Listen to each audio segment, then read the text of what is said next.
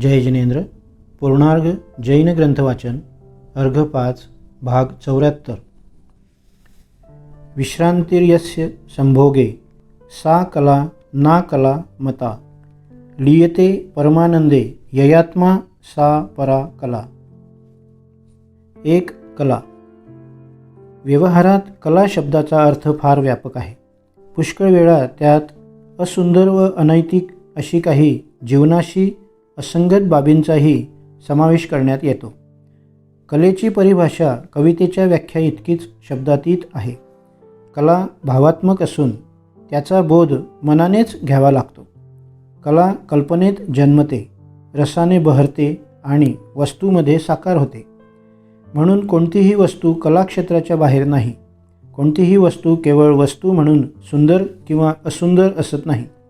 सौंदर्य हा मनाचा विषय असल्याने त्याच्या आस्वादनासाठी केवळ रसिकता व ग्रहणात्मकता पात्रता उपयुक्त असते. प्रत्येक व्यक्तीची रसेच्छा व रसानुभूती वेगळी असते. विविध कलांचा प्रत्यय येण्यासाठी रसस्वादनाची क्षमता व त्याची कक्षा प्रभावी असावी लागते. कलाकाराची प्रतिभा अनुभवण्यासाठी रसिकाची आभा उत्तेजित होणे आवश्यक आहे. अशा चेतनेच्या प्रकाशाशिवाय कला व कला सौंदर्य प्रतिभासित होत नाही. उपकरणानुसारी सौंदर्य क्षणिक असून आत्मवर्ती सौंदर्य मात्र स्थायी असते आणि कला या दोहोंच्या परिसरात वावरते. त्याचे निश्चित स्वरूप शब्दांकित करणे कठीण आहे. तरी पण आंतरिक रसपूर्ण अशा अमूर्त भावांना बाह्य उत्पादनाच्या मदतीने साकार करणे म्हणजेच कलेचा आविष्कार होय. इतके सांगणेही कलाभूतीला प्रेरक ठरणे शक्य आहे. अंतरातील रसाभूतीचा एक आविष्कारात्मक प्रवाह म्हणजे कला. त्यात सत्सत्वाची मिळून चेतना उत्तेजित होते ती कलावस्तू होय. ज्यामुळे मनातील तरल भावनामध्ये जीवनदायी तरंग उमटतात व त्यातून एक संगीतमय अवस्था निर्माण होते ती कला. बाह्य उपादानाच्या अंतरंगातच कलेचे उगमस्थान आहे. कलेचा बाह्यातकारी बोध वस्तुनिष्ठ आहे. आकार धारण करणे कलेचा सहजभाव असल्याने मूर्त वस्तूच तिचे अधिष्ठान आहे. कला सौंदर्यान्वयीच असते. सौंदर्य निरपेक्ष कला ग्राह्य नव्हे. जिच्याशी रसिकाचा कोणत्याही प्रकारे प्रयोजनगत संबंध नसतो तीच सुंदर वस्तू होय. कला अशा सहज सौंदर्याची जननी आहे. सौंदर्य आणि कला भिन्न असूनही त्यांना परस्पराहून भिन्न करता येत नाही. त्यांचा अन्वयी संबंध इतका घनिष्ठ असतो की त्यांचे अस्तित्व भिन्न भिन्न भासत नाही. कलेतच सौंदर्याचा बोध होतो आणि कला सौंदर्य व्याप्त आहे. कलात्मक सौंदर्याने भारून टाकण्यास कोणतीही वस्तू नयनरम्य इंद्रियाकर्षक मनोज्ञ करता येते. मात्र सौंदर्याचा संबंध आनंदाशी निगडीत आहे, तर आनंद भद्रात्मक व शिवत्वरूपी आहे. विकारपूर्तीला किंवा वासनांच्या प्रेरणेला तत्वतः आनंद मानता येत नाही. बुभुक्षा ही क्षुब्धावस्था असून ती मनाची व्यग्रता वाढवते आणि कधीकधी इंद्रियांनाही विकल करते. तो प्रशमभाव नव्हे, म्हणून खरा आनंद प्राप्त होत नाही. सौंदर्यबोध होण्यास इंद्रियांच्या क्षमतेची व मनाच्या तरलतेची गरज आहे.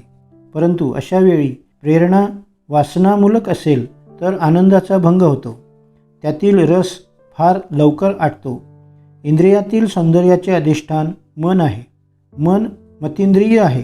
त्याला केवळ भावरसाची अनुभूती पर्याप्त आहे. आनंद हा मानसिक भोग आहे.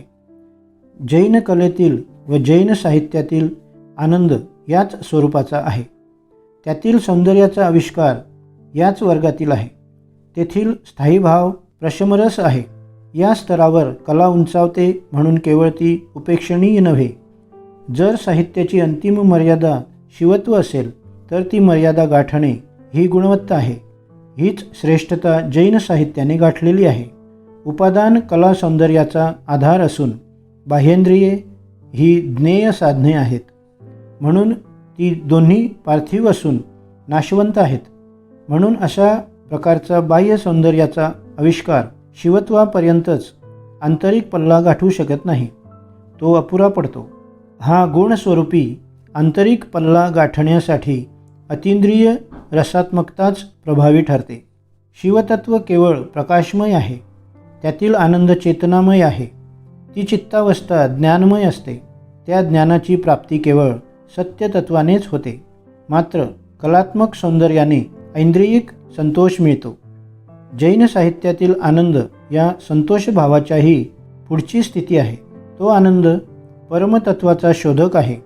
म्हणूनच तो आनंद प्रवृत्तीपर नसून निवृत्तीमूलक आहे. या प्रकारच्या आनंद मार्गानेच शिवत्वाची संभवनीय ठरते. कारण या आनंदाचा आधार सत्यतत्व आहे आणि सत्याला सोडून शिवप्राप्ती होत नाही. पण केवळ कलात्मक सौंदर्याची उपासना म्हणजे साहित्याची पूर्ती नव्हे, तो केवळ आरंभ आहे. आवश्यक त्या तीनही बाजू लाभल्याने जैन साहित्याची आकृती पूर्णाकार झाली आहे. साहित्यमूर्ती द्रव्यगुणांनी व भावगुणांनी मंडित झाली आहे. कलात्मक सौंदर्य, सत्यतत्व व शिवत्व या तिन्ही प्रांतातून वाहत असल्याने त्या साहित्यगंगेला मांगल्याचा लाभ झाला आहे. तिची पूर्तता झाली असून ही त्रिपथगा अनंततत्वाच्या अंतराशयात विलीन होते. म्हणून तिचा स्तर उंचावला आहे. जैन साहित्याचे हे गुणवैशिष्ट्य आहे, अवगुण नव्हे.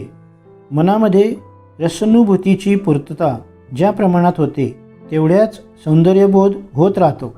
ही रसज्ञता प्रतिभेप्रमाणेच दैवी गुण आहे, दिवतत्वाचे वरदान आहे. त्यामुळेच दिव्य रसाची प्रचिती येते. म्हणूनच कलावस्तूपासून होणारा सौंदर्याचा बोध सर्वत्र एकसारखा असत नाही. सर्व रसिकांमध्येही समसमान आढळत नाही. ज्याची अनुभूती अधिक तरल व संवेदनाक्षम होईल त्याला कला सौंदर्याचा बोध अधिक सूक्ष्म होतो. त्यामुळेच कला ही सामान्य वस्तू नव्हे, कल्पनेतील बहुलता कलाप्रांतातील स्वाभाविक गुण आहे. मनातील विचार अनेकविध असतात. या विचारमंथनामुळेच तत्वाच्या अवबोधाला प्रारंभ होतो.